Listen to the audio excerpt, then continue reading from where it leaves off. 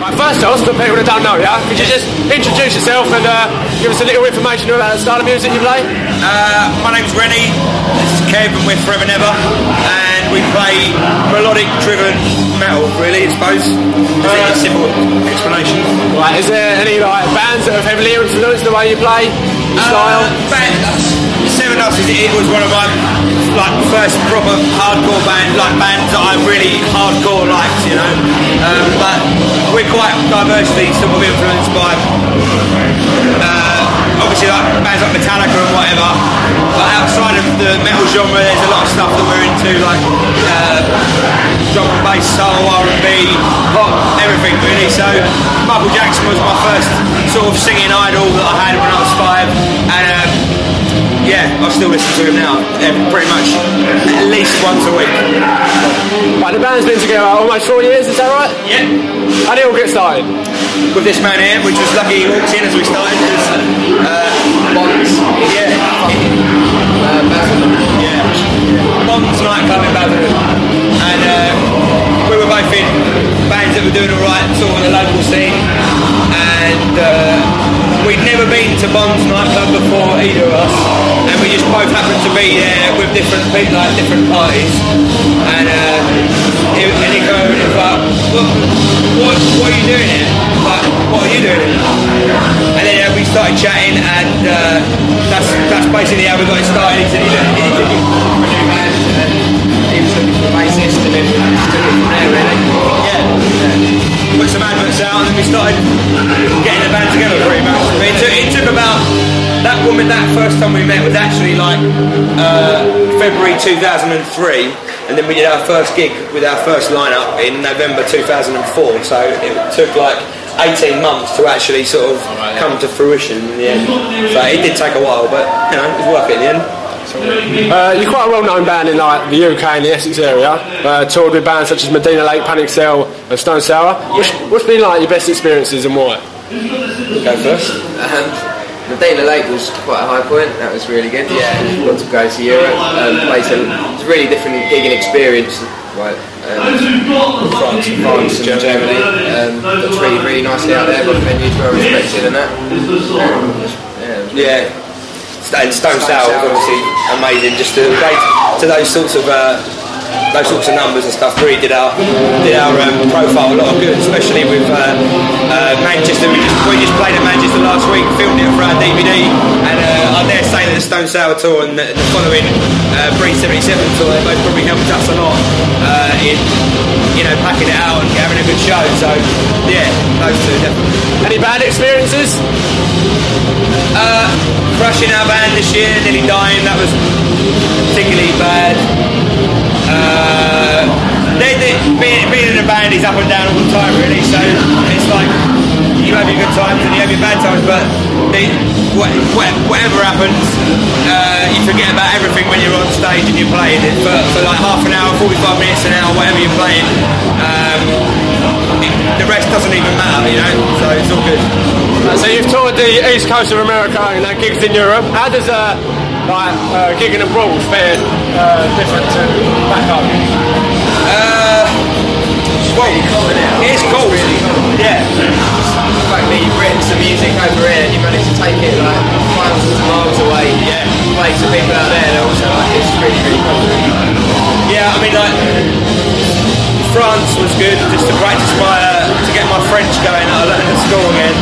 And I think in Europe particularly they really appreciate like English and American bands going there to play. They really appreciate someone's gone there to do it. And I mean that is kind of different to here, because I think everyone in the UK kind of takes it for granted that they can go out any night of the week and see a band play. And a lot of times that's why people can't be asked. Then it's like, well, there's a gig on tomorrow, I'll just go then or whatever. But I think in Europe it's a lot more about the show. It's about generally care more about music in general than they just more up for like. I think it's about music. They're not as narrow-minded. No.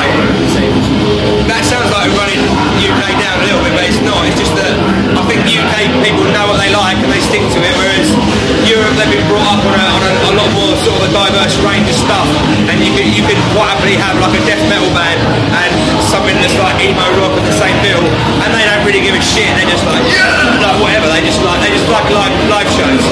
And because we've been going about Europe, I should say America was cool as well. Just had they're just loud. Americans are crazy. It's really cool. It's good. Throughout the history of your band, you've had a couple of member changes. Yeah. Is that a hard process, looking for another member? Yeah, basically. But I mean, it's we've had 2 changes of guitarists since the beginning, and we've had a change of drummer this year. But particularly the drummer situation was a little bit unexpected, but you know, we had to look for someone else, and it's through good friends of ours, Faker Modo. Little Mike is his younger brother, Sam.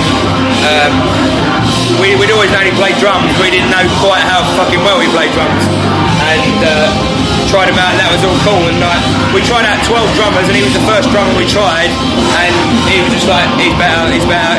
Everyone that we had was like, he's not as good as Sam, so that was kind of easy. And the guitarist situation was all done over email, and it turned out that Jack was in my hot tub at one of my birthday parties 2 months before he joined the band, and I didn't even know. I barely spoke to him that night, but then he ended up coming down, jamming, and it all worked out, and it was all good. So yeah, it is a difficult process changing members, but in our case it's worked out really, really well in the end. Yeah, for the better. Yeah. Got the perfect lineup now? I think so, yeah. Well, your debut album, Aporia, released March 2006, received like a lot of recognition and good reviews. There's a new album on the way. What stage is that at? It's done. It's finished, recorded, mixed. We're just waiting for the mastering to come back. We've done a video for it, and that'll all be kicking off in the new year pretty much. Are we expecting a killer debut single? The first single's called Never Enough. Actually played on a Bruce Dickinson rock show last night. He may play it again, so have a listen on there. Might play it again.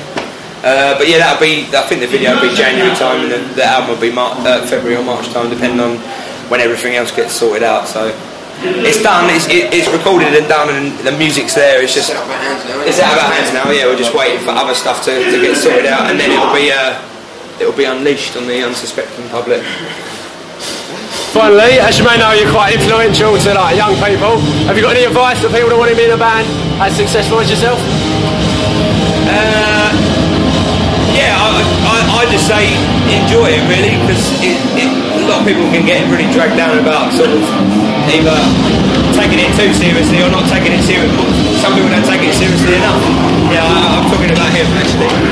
But no, it's just like it's really you can get some really, really good times out of playing in a band, and sometimes you can think, oh, why am I bothering with this? But the good times really do outweigh the bad times, so it's like you stick with it, and at the end of the day you're doing something that check your tyres. That's a good, yeah, actually that's a great bit of advice. Check your tyres.